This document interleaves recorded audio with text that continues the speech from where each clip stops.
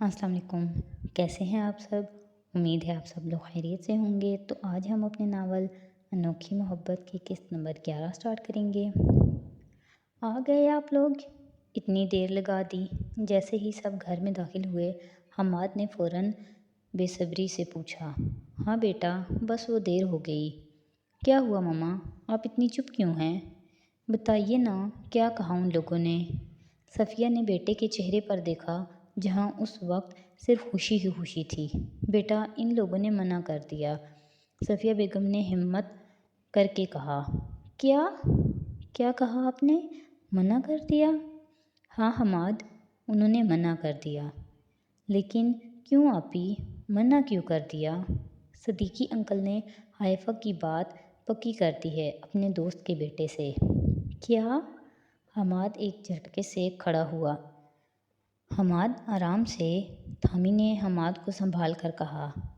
بیٹا، صدیقی صاحب نے زبان دی ہے ان لوگوں کو اور وہ زبان کے پکے ہیں، وہاب صاحب نے افسوس سے کہا۔ لیکن پاپا، حماد بس تم اپنے کمرے میں جاؤ، وہ تمہارے نصیب میں ہی نہیں تھی، اس لیے بحث کرنے کا کوئی فائدہ نہیں۔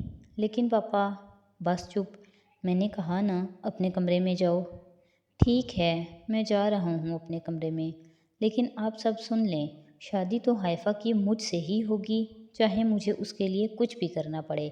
حماد غصے سے کہہ کر اپنے کمرے میں چلا گیا۔ یا اللہ، یہ کیا ہو گیا میرے بیٹے کو؟ کچھ نہیں ہوا، آپ کا بیٹا جذباتی ہو رہا ہے بس۔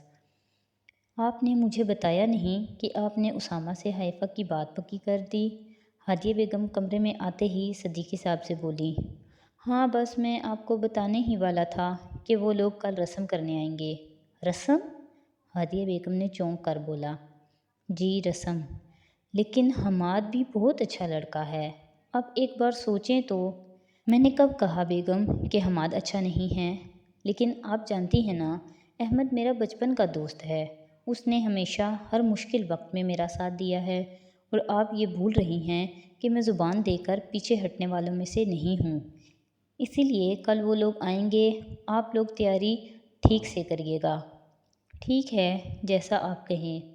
ہادیہ بیگم جانتی تھیں کہ صدیقی صاحب زبان کے پکے ہیں، اسی لیے کوئی بات نہ کری جائے تو زیادہ بہتر ہے۔ آپ کہاں جا رہے ہیں؟ میں اپنی گڑیا کو بتانے جا رہا ہوں، مجھے پوری امید ہے حائفہ کو میرے کسی بھی فیصلے پر کوئی اعتراض نہیں ہوگا، وہ کہہ کر فوراً کمرے سے چلے گئے۔ حائفہ اوندھے منہ بیڈ پر لیٹی ہوئی تھی اور حماد کے بارے میں سوچ رہی تھی کہ تب ہی صدیقی صاحب کمرے میں داخل ہوئے۔ میں اندر آ جاؤں؟ ارے بابا، آپ اجازت کیوں مانگ رہے ہیں؟ آئیے اندر آئیے۔ حائفہ فوراً اٹھ کر بیٹھ گئی اور خود کو نارمل کیا۔ وہ نہیں چاہتی تھی کہ کسی کو بھی پتہ چلے کہ وہ بھی حماد کو پسند کرتی ہے۔ بیٹا، میں آپ سے کچھ بات کرنا چاہتا ہوں۔ جی پاپا بولیں، میں سن رہی ہوں۔ احمد کو تو تم جانتی ہوگی؟ جی، آپ کے دوست۔ ہاں بیٹا، میں نے اسامہ سے تمہاری بات پکی کر دی ہے، کل وہ لوگ رسم کرنے آئیں گے، مجھے امید ہے کہ تمہیں میرے اس فیصلے سے کوئی اعتراض نہیں ہوگا۔ انہوں نے مسکرا کر حائفہ کو کہا۔ حماد، مجھے معاف کر دینا، لیکن میں اپنے بابا کا مان نہیں توڑ سکتی، صرف اپنی خوشی کی خاطر۔ میں جانتی ہوں آپ مجھ سے بہت محبت کرتے ہیں، لیکن میرے نزدیک سب سے پہلے میرے بابا کا مان ہے، ان کی عزت ہے، اس کے بعد سب کچھ۔ حائفہ دل ہی دل میں خود سے مخاطب تھی۔ اس نے گہرا سانس لیا اور کہا، بابا مجھے کوئی اعتراض نہیں، آپ جیسا بہتر سمجھیں مجھے منظور ہے۔ مجھے پتہ تھا کہ میری بیٹی کو کوئی اعتراض نہیں ہوگا، میں چلتا ہوں، بیٹا تم بھی سو جاؤ۔ جی بابا۔ حائفہ سونے کے لیے لیٹی تھی کہ تب ہی اس کا فون بجا۔ اسکرین پر حماد کا کالنگ جگمگا رہا تھا۔ فون بجتا رہا، آخر حائفہ نے ہمت کر کے فون اٹھا لیا۔ کچھ دیر تک دونوں طرف خاموشی رہی، پھر حائفہ نے خاموشی توڑی۔ آپ خاموش کیوں ہیں حماد؟ آپ نے ہاں کر دی؟ حماد میری بات سنیں۔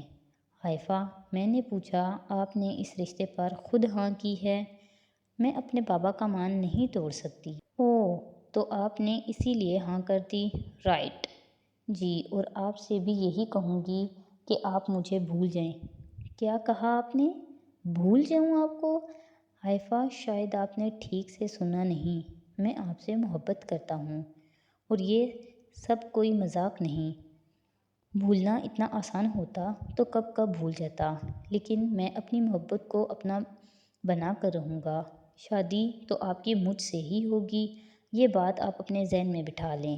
میں آپ سے یہ نہیں کہوں گا کہ آپ میرا ساتھ دیں، کیونکہ محبت میں نے کی ہے تو اس کے لیے مشکلیں بھی میں ہی اٹھاؤں گا۔ حماد، کیوں تکلیف دے رہے ہیں آپ خود کو؟ حائفہ نے تڑپ کر کہا۔ آج تکلیف دوں گا تو کل آپ کو پا لوں گا۔ آپ کے نصیب میں نہیں ہوں میں شاید، حائفہ نے دکھ سے کہا۔ دعا سے نصیب بدل جاتے ہیں حائفہ۔ پہلے بھی اس پاک ذات سے مانگا تھا آپ کو اور آپ مل گئی تھیں، اب بھی اسی کے آگے گڑ گڑاؤں گا۔ بے شک اس کے در سے کبھی کوئی خالی ہاتھ لوٹ کر نہیں آتا۔ اب آپ سے تب ہی بات کروں گا جب آپ میری ہو جائیں گی انشاءاللہ۔ اللہ حافظ۔ حماد، میری بات تو سنیے۔ لیکن حائفہ کی بات سننے سے پہلے ہی حماد فون بند کر چکا تھا۔ یا اللہ، سب ٹھیک کر دیں، اس نے آسمان کی طرف دیکھ کر کہا۔ تو آج کے ایپیسوڈ ہم یہیں پہ ختم کرتے ہیں۔ نیکسٹ ایپیسوڈ کے ساتھ انشاءاللہ کل پھر حاضر ہوں گے۔ تب تک کے لیے اللہ حافظ۔ اور اگر آپ کو میری ویڈیوز اچھی لگ رہی ہیں تو پلیز میری ویڈیوز کو لائک کریں، میرے چینل کو سبسکرائب کریں اور اپنے فرینڈز اور فیملی کے ساتھ شیئر کر دیں۔ بہت شکریہ۔